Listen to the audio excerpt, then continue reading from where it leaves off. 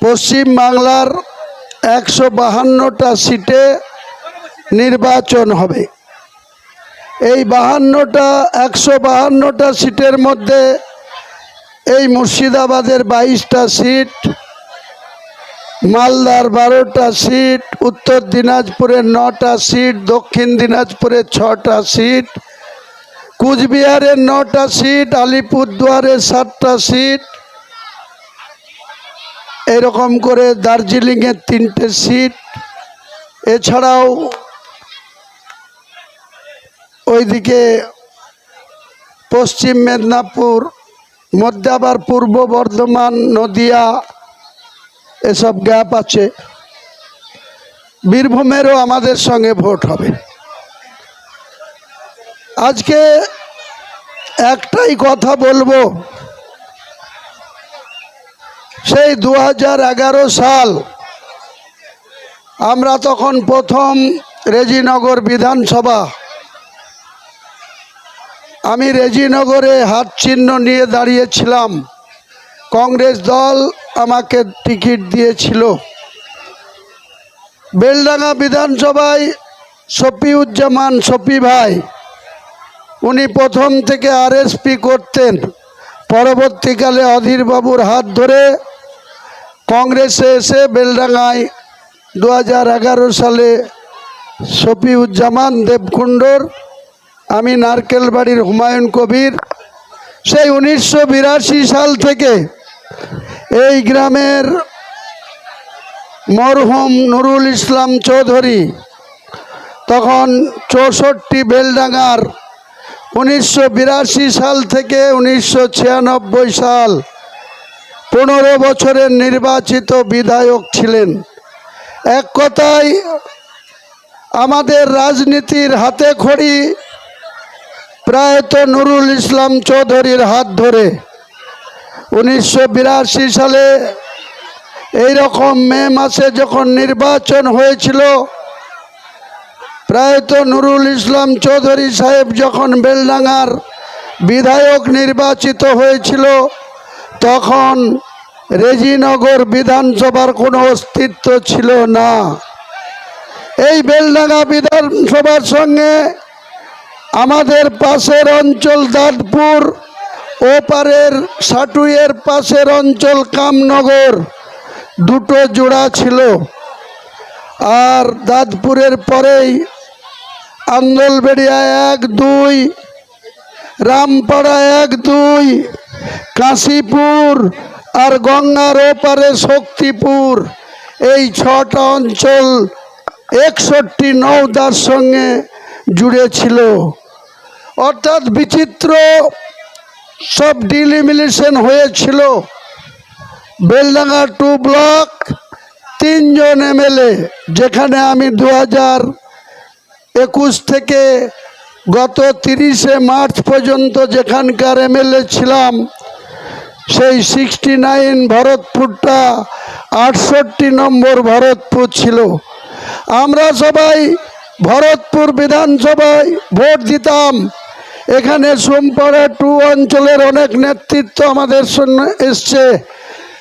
আমরা সোমপাড়া 1, সোমপাড়া 2, রামনগর, বাচড়া 68, ভরতপুরে ভোট দিতাম। 61 নওদাতে 6টা অঞ্চল ভোট দিত। 64 বেলডাঙ্গাতে 2টো অঞ্চল ভোট দিত।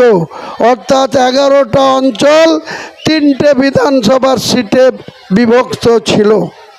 2009 সালে ডিলিমিশন হলো, মানে বিন্যাস হলো ভোটারদের।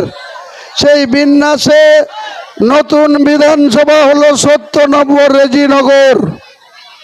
আপনারা সবাই জানেন, আজকে যে রেজিনগর বিধানসভার এখনো এমএলএ আছেন আমাদের রবিউল আলম চৌধুরী সাহেব।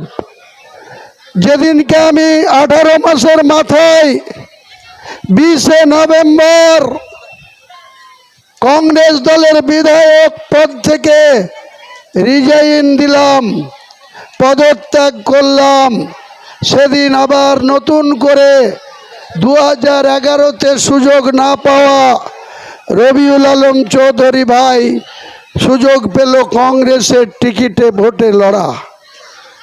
সেই সময় রেজিনগরের মানুষ একটি ঐতিহাসিক ভুল করেছিলেন আপনারা। এই হুমায়ুন কবিরের দ্বারা রেজিনগর বিধানসভার বেগুনবাড়ি অঞ্চল, কাপাসডাঙ্গা অঞ্চল, মির্জাপুর 1 অঞ্চল, তৎসহ দাঁতপুর অঞ্চল, কাশীপুর অঞ্চল, আন্দলবেড়ে 1-2 অঞ্চল, রামপাড়া 1-2 অঞ্চল, ওপারে সোমপাড়া 1-2, রামনগর, বাছড়া, শক্তিপুর, কামনগর, এই 14টা অঞ্চল নিয়ে যে বিধানসভা, সত্যতে আপনারা আমাকে ভোট দিলেন। কিন্তু যখন আমি কংগ্রেস দলের নেতৃত্বের সঙ্গে আমার মত পার্থক্য হলো, 30 বছর যে কংগ্রেসটাকে আঁকড়িয়েছিলাম, বামফ্রন্টের সরকারের চক্ষুশূল হয়ে 27টা কেস খেয়ে কোনোদিন পিছু হটিনি, দুমে যায়নি, দাঁতে দাঁত চেপে চোখে চোখ রেখে যখন বামফ্রন্টের পুলিশ প্রশাসনের সঙ্গে লড়াই করেছি, তারপরে যখন পুরস্কৃত হলাম, মির্জাপুর মানুষও লিড দিয়েছিল, কাপাসডাঙ্গার মানুষও লিড দিয়েছিল, বেগুনবাড়ির মানুষও লিড দিয়েছিল, এমএলএ নির্বাচিত হয়ে 5 বছর থাকতে পারতাম পদত্যাগ না করলে। কিন্তু আমি যে গরুর দিকে তাকাই না তার দুধ খাওয়ারও আশা করি না, তাই আমি সেদিনকে পদত্যাগ করেছিলাম। তারপরে নতুন করে আমাকে মন্ত্রী করা হলো।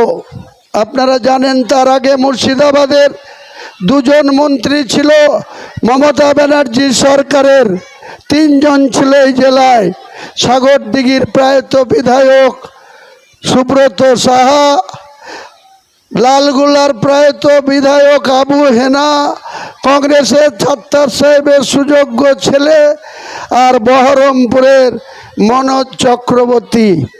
3 জন বিধায়ক মন্ত্রী ছিল 2011 থেকে 2012 পর্যন্ত। তারপরে যখন কংগ্রেস দল মন্ত্রিসভা থেকে সরে গেল, মমতা ব্যানার্জির সঙ্গে দূরত্ব তৈরি হলো, তখন আমি যখন কংগ্রেসের বিধায়ক পদ ছেড়ে গিয়েছিলাম, আমাকে মন্ত্রী করেছিল। রেজিনগরের মানুষ 23শে ফেব্রুয়ারি 2013 আমি যখন এই বেলডাঙ্গা থেকে সাব রেজিস্ট্রার অফিস শক্তিপুরে নারকেল বাড়ির গড়দরার ঘাটে নিয়ে গেলাম, যখন রেজিনগর থানাকে ভেঙে ওপারে 5টা অঞ্চলে শক্তিপুর থানা তৈরি করে দিলাম, যখন একই টাইমে প্রায় 8 কোটি টাকা, 1,62,000 টাকা করে গরিব মানুষের গীতাঞ্জলির ঘর এনে দিলাম, যখন 10 কোটি টাকা রেজিনগর বিধানসভায় কংক্রিটের ঢালাই রাস্তা এনেছিলাম, তখন রেজিনগরের মানুষ অধীর চৌধুরীর কথায় আমাকে আপনারা ভুল বুঝেছিলেন। আপনারা আমাকে বেশি সংখ্যক ভোট দিয়ে জিতাতে সাহায্য করেননি। ঠিক আছে, নির্বাচনে অংশগ্রহণ করলে হারার স্বাদ যেমন গ্রহণ করতে হয়, জিতার স্বাদও গ্রহণ করতে হয়। আমি মেনে নিয়েছিলাম, রাজনীতি ছাড়িনি। আমি হেরে যাওয়ার পরেও আমি 23শে ফেব্রুয়ারি ভোট হয়েছিল 2013, 28শে ফেব্রুয়ারি বহরমপুর গার্লস কলেজে গণনা হয়েছিল। পরাজয় মেনে নিয়ে রাইটার্সে তখন বসতো, তখন নবান্নই যায়নি মমতা ব্যানার্জি। আমি গিয়ে পদত্যাগ করতে গিয়েছিলাম। মমতা ব্যানার্জি আমাকে বলেছিল তুমি আরও 20শে মে পর্যন্ত, আমি যখন 1 মার্চ পদত্যাগ করতে গিয়েছি তখন বলল 20শে মে পর্যন্ত তুমি থাকো। আমি 18ই মে আবার পদত্যাগ করে দিলাম। পদত্যাগ গ্রহণ করলো। 31শে মে আমাকে এই রাজ্য সরকারের প্রতিনিধি হিসাবে দিল্লিতে পাঠালো। সেন্ট্রাল সিল্ক বোর্ডের মেম্বারশিপ করলো। ওই পদে কে ছিল? রাজ্যের home secretary IAS officer Basudev Bandyopadhyay ছিল। তাকে সরিয়ে মমতা ব্যানার্জি হুমায়ুন কবিরকে যোগ্য মনে করে দিল্লিতে পাঠালো। আমার